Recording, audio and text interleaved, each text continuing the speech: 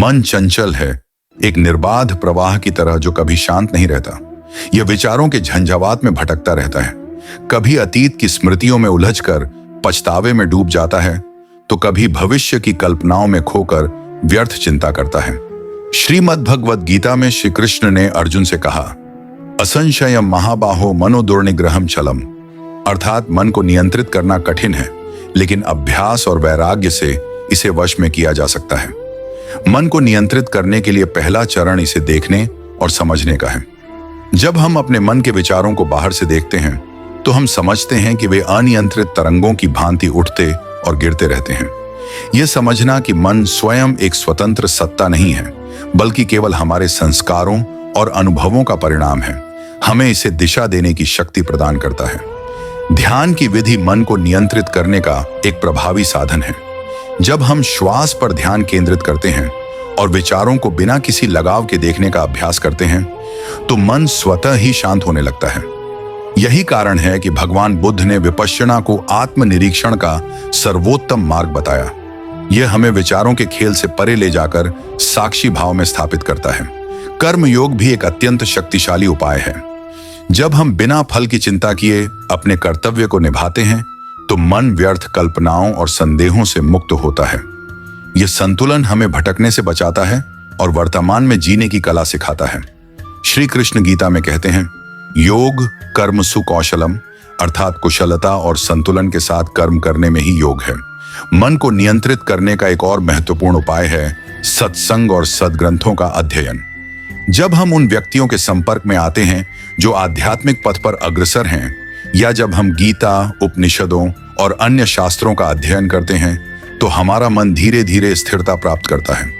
ऐसे ज्ञान से प्रेरणा पाकर हमारा चित्त पवित्र और स्थिर होता है। वैराग्य भी मन की चंचलता को कम करने का मार्ग है। यह वैराग्य संसार से भागने का नहीं, बल्कि उसे सही दृष्टि से देखने का नाम है। जब हम समझ जाते हैं कि संसार क्षणभंगुर है और बाहरी वस्तुओं में स्थायी सुख नहीं है, तब हमारा मन अपने आप अनावश्यक इच्छाओं से मुक्त होने लगता है। अंततः मन को नियंत्रित करना कोई एक दिन की प्रक्रिया नहीं है। यह एक निरंतर अभ्यास और जागरूकता की मांग करता है।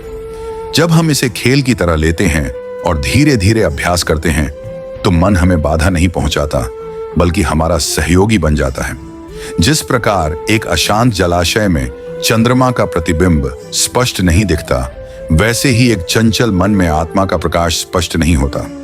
जब मन शांत होता है, तब आत्मा का अनुभव संभव होता है, और यही सच्ची शांति और आनंद की स्थिति है। मन को नियंत्रित करने की गहराइयां मन का स्वभाव मूलतः गति करना है। इसे रोका नहीं जा सकता, लेकिन इसे दिशा दी जा सकती है। मन को नियंत्रित करने का तात्पर्य उसे जबरन दबाने से नहीं है, बल्कि उसे इस प्रकार प्रशिक्षित करने से है कि वह हमारे जीवन का सेवक बने, न कि स्वामी। जब मन बेकाबू होता है, तो वह भूतकाल की स्मृतियों और भविष्य की आशंकाओं में खो जाता है। लेकिन जब हम उसे वर्तमान में केंद्रित करना सीखते हैं, तब हम वास्तविक शांति का अनुभव करते हैं। एक नदी जब अनियंत्रित होती है, तो वह चारों ओर बिखरकर दलदल बना देती है, लेकिन जब उसे सही दिशा दी जाती है, तो वही जल जीवनदायी शक्ति बन जाता है।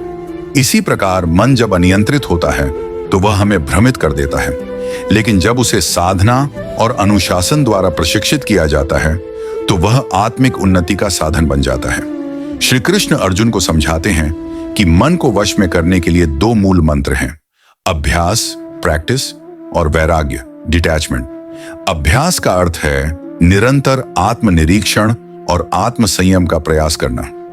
मन को सकारात्मक विचारों की ओर मोड़ने की कला सीखनी होगी। जैसे कोई माली अपने बगीचे में कांटेदार झाड़ियों को हटाकर सुगंधित फूलों के पौधे लगाता है, वैसे ही हमें भी अपने मन से नकारात्मकता को हटाकर उसमें प्रेम, धैर्य और शांति के विचारों का रोपण करना होगा। वैराग्य का अर्थ है उन चीजों के प्रति निर्लिप्तता जो मन को अशांत करती हैं।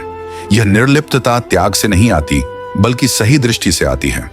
जब हमें यह बोध हो जाता है कि जो वस्तुएं या परिस्थितियां आज हमें सुख देती हैं, वही कल दुख का कारण बन सकती हैं, तब हम उन पर अत्यधिक आश्रित रहना छोड़ देते हैं।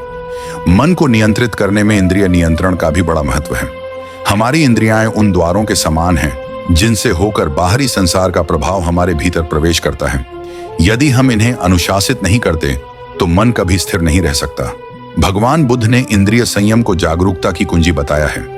जब हम भोजन, वाणी, दृष्टि और विचारों पर ध्यान देने लगते हैं तो मन धीरे धीरे हमारी पकड़ में आ जाता है। मन को शांत करने का एक और रहस्य आत्मसमर्पण है।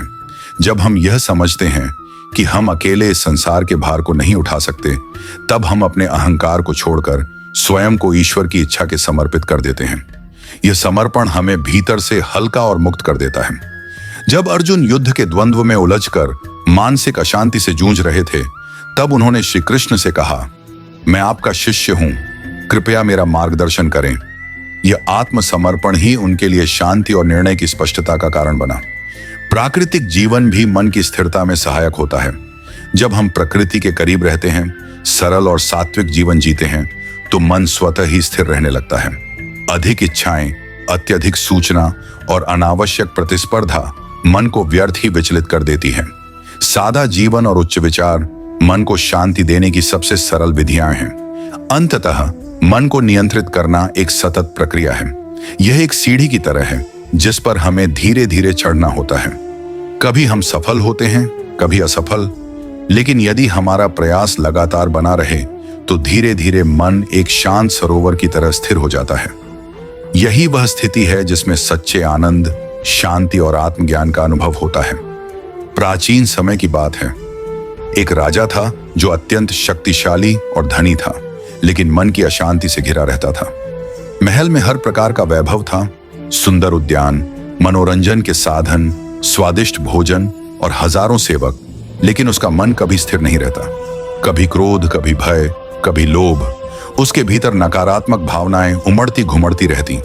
एक दिन उसने अपने गुरु से पूछा, गुरुदेव, मैंने अपने राज्य पर नियंत्रण पा लिया, लेकिन मेरा मन मेरे वश में नहीं आता, कृपया कोई उपाय बताइए।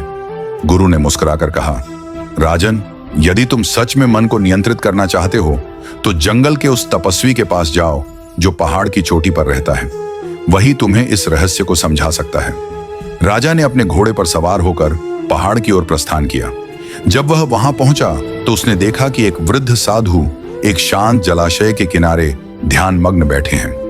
राजा ने विनम्रता से प्रणाम किया और कहा, गुरुदेव, कृपया मुझे बताइए कि मैं अपने मन को कैसे नियंत्रित कर सकता हूं। साधु ने आंखें खोली और मुस्कुराते हुए बोले, राजन, मैं तुम्हें एक घोड़ा देता हूं। तुम्हें इसे पकड़कर रखना होगा, लेकिन ध्यान रहे, तुम इसे न तो बांध सकते हो, न मार सकते हो और न ही जबरदस्ती रोक सकते हो। राजा ने सोचा कि यह तो सरल कार्य है। जैसे ही साधु ने घोड़े को छोड़ दिया, वह तेजी से भागने लगा। राजा ने उसे पकड़ने की कोशिश की, लेकिन घोड़ा इधर उधर दौड़ता रहा।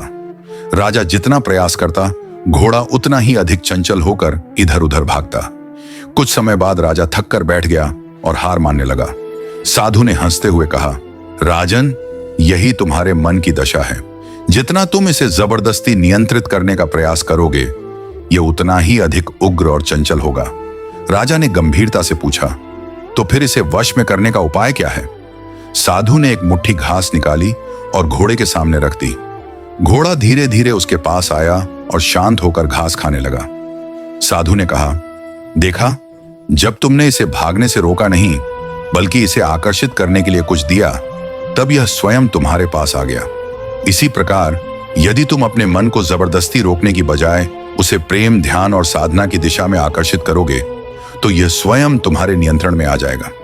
राजा को बात समझ में आ गई। उसने अपने जीवन में ध्यान, सत्संग और निष्काम कर्मयोग को अपनाया। धीरे धीरे उसका मन भी उस घोड़े की तरह शांत और नियंत्रित हो गया।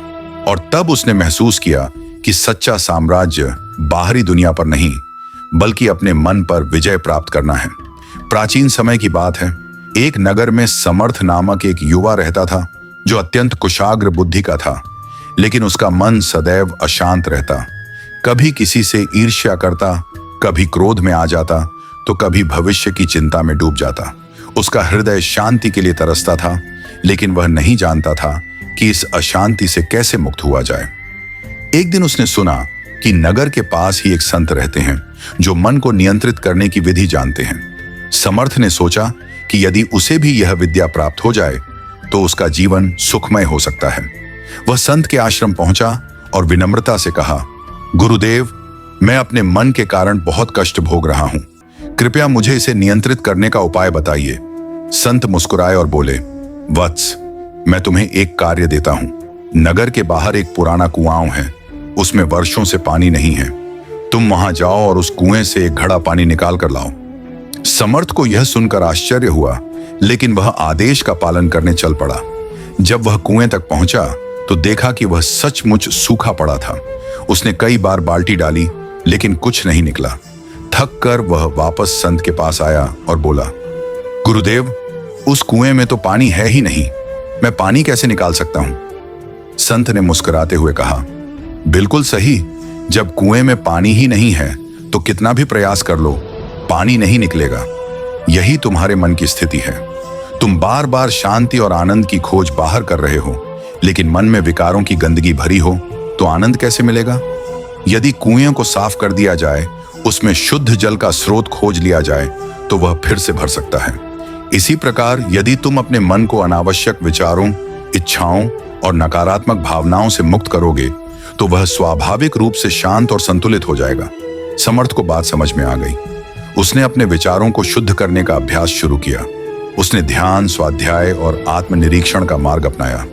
धीरे धीरे उसका मन निर्मल जल से भरे हुए कुएं की तरह शांत और स्थिर हो गया। अब उसे शांति के लिए बाहर भटकने की आवश्यकता नहीं थी, क्योंकि उसने अपने भीतर ही आनंद का स्रोत खोज लिया था। समय बीतता गया और समर्थ ने अपने जीवन में संत की सीख को अपनाना शुरू कर दिया। उसने हर दिन अपने विचारों का निरीक्षण किया, क्रोध और ईर्ष्या को त्याग कर प्रेम और धैर्य को अपनाया। जब भी उसका मन व्यर्थ की चिंताओं में भटकता, वह आत्मचिंतन करता और उसे सत्य की ओर मोड़ देता। धीरे धीरे उसका जीवन बदलने लगा। जो लोग उसे चंचल और अशांत मानते थे, वे अब उसकी शांति और स्थिरता से प्रभावित होने लगे। समर्थ का चेहरा एक निर्मल झील की तरह शांत हो गया और उसके भीतर से ज्ञान और करुणा का प्रकाश प्रस्फुटित होने लगा। एक दिन वर्षों बाद वही संत उस नगर में आए। समर्थ उनके पास पहुंचा और विनम्रता से प्रणाम कर बोला, गुरुदेव, अब मुझे समझ आ गया है कि मन को नियंत्रित करना किसी बंधन में बांधने जैसा नहीं, बल्कि उसे निर्मल बनाने जैसा है।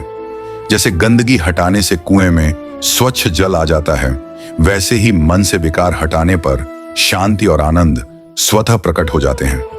संत प्रसन्न होकर बोले, वत्स, आज तुमने सच्चे ज्ञान को प्राप्त कर लिया। जिसने अपने मन पर विजय प्राप्त कर ली, उसने संसार पर विजय प्राप्त कर ली। अब तुम मुक्त हो, किसी बाहरी परिस्थिति से नहीं, बल्कि स्वयं के भीतर की अशांति से। यही सच्ची स्वतंत्रता है। समर्थ ने संत के चरणों में सिर झुका दिया। आज वह पहले की तरह वैभव या मान सम्मान का इच्छुक नहीं था। उसे अब अपनी सबसे मूल्यवान संपत्ति मिल चुकी थी, मन की शांति। आज की वीडियो में बस यहीं तक, फिर मिलते हैं एक नई वीडियो के साथ। कमेंट बॉक्स में जाकर हमें जरूर बताएं आपको हमारी वीडियो कैसी लगी और साथ ही हमारे चैनल को सब्सक्राइब जरूर करें। सभी मित्रों का धन्यवाद। जय श्री राधे कृष्णा।